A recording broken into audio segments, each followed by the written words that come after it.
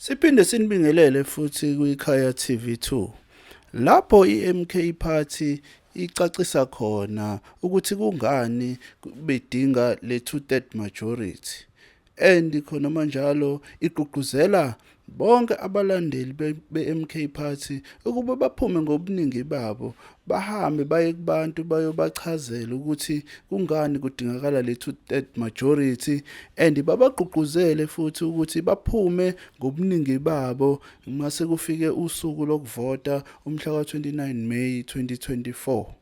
Lapho-ke kunelungu le-MK ebekade-ke licacisa ukuthi kungani elicacisa kabanzi ukuthi kungani kudingeka le two-third majority.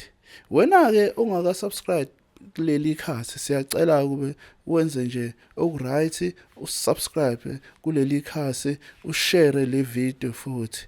Nalo-ke ilungu le-MK Party lizikhulumela ngokwalo, asingandi thina kakhulu, awuzizwele nawe. Masithi sifuna lo two-third isona sikhathi sokusebenzisa-ke lesi. Ngiyafisa-ke si-understand ukuthi yindaba umkhonto wesizwe uthi ufuna u-two-third, because asifuni nje ukuba i-just a government njengabo bonke o-government ababekhona. Nathi sibhayindwe yile mthetho ecidezela umuntu omnyama ekuthiwa i-constitution yalelizwe. Le nconywayo kuthiwa is the best constitution but ayikho bias to wena muntu omnyama ocindezelwe for 426 years abamhlophe. Manje if ngisho ngathiwa siyawina kodwa masingawutholile lo two-third sizofana nabantu abanamanga kubantu base-South Africa, because nathi sobe sibanjwa yile mthetho ukuthi umuntu omnyama angakhululeki. Asikwazi ukuthi sama-African silawulwe nge-Roman Dutch law, singawona ama-Rome, singawona ama-Dutch, kodwa silawulwe ngomthetho wama-Roma nama-Dutch. Lo mthetho wama-Roma nama-Dutch okuyiwona owenza sure ukuthi uphusha the white superiorship ngaso sonke isikhathi. Wena udizanele ukuhlele uyislave. And namhlanje sithi sikhululekile kanti sesama-professional slave. Example esimple, la e-Australia, i-mine worker yakhona per annum yenza 1.5 million. Elanda igolide phansi. E-South Africa, i-mine worker yakhona elanda igolide phansi yenza less than 100,000. Because thina sidizayinelwe ukuba ama-slave. Asikwazi-ke ndemnyama ukuvuma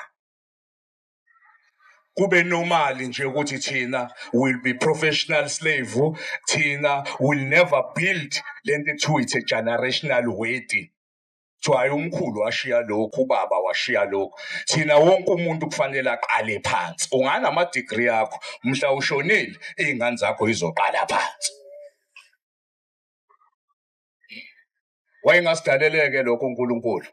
Wayengeke asinike i-Afrika enhle kangaka, evunde kangaka, ecebe kangaka, kanti thina usidalele ukuthi kufanele sihlupheke.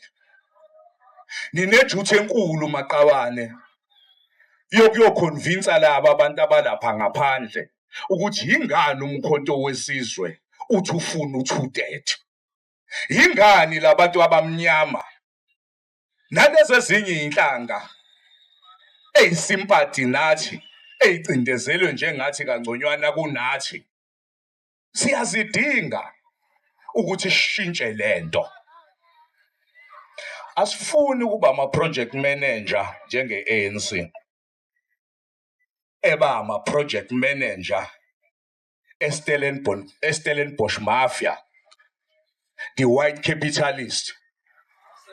Barana i-project yabo ngathi bese siyavuma.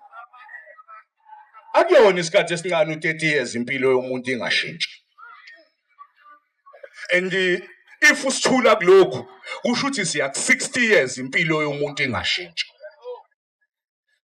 Yabona-ke maqabane, asikho isikhathi sayo yonke lento yokuthi nibangikhundla. Isikhathi esikhona ukuyolwa lapha ngaphandle siwine laba bantu. Because ukushintsha kwempilo yomuntu omnyama eSouth Africa nakwi-Africa as a whole. I-revolution esibhekene nayo is not about the South Africans. It's about the South Africans and the Africa as a whole. Because i-challenge sibe nayo. Sibe i-country egcinile ukukhululeka. So-called inkululeko. Wonke lama-country ase-Africa bethi mayiwaginqa ama-imperialist abalekele South Africa.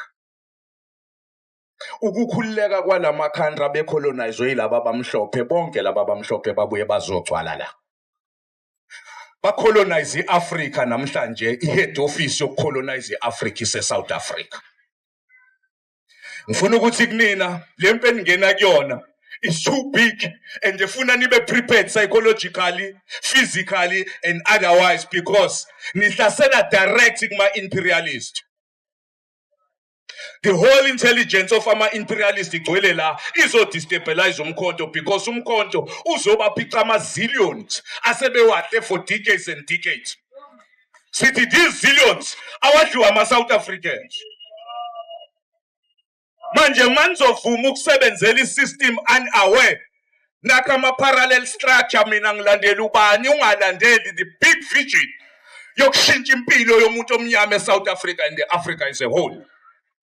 Ucabanga kanjani? Asinayikhundla la. Sinama-task. Comrade saving task. And there is a good thing ngalo mkhonto wesizwe. You all mobilize us. As long we remember yomkhonto, kufanele umobilize. Why ngizofuna ukumobilize ngoba mina nguconvener noma mina ngiyena uconvener. Ama-task lawo maqabana ayaphela futhi exactly after umhla ka-29 kudlula ama-election. This comrade, they are leading us ku-2/3.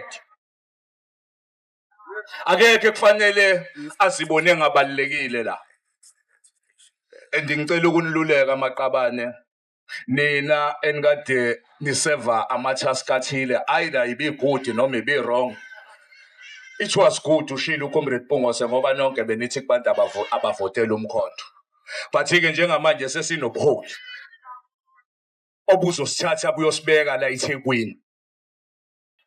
Sonke asisupporteni lama comrade eswa-appointelwe namhlanje. Sonke ake sifundeni ukuthi masingempela si-genuine singathunyiwe yilaba abagcwele la neyikhwama eyigcwele imali besuka kuwonke amazwe because bazoprotect i-interest yabo. If singathunyiwe ibona asisupporteni lama comrade. But-ke we believe izambane elibolile liyosivelela.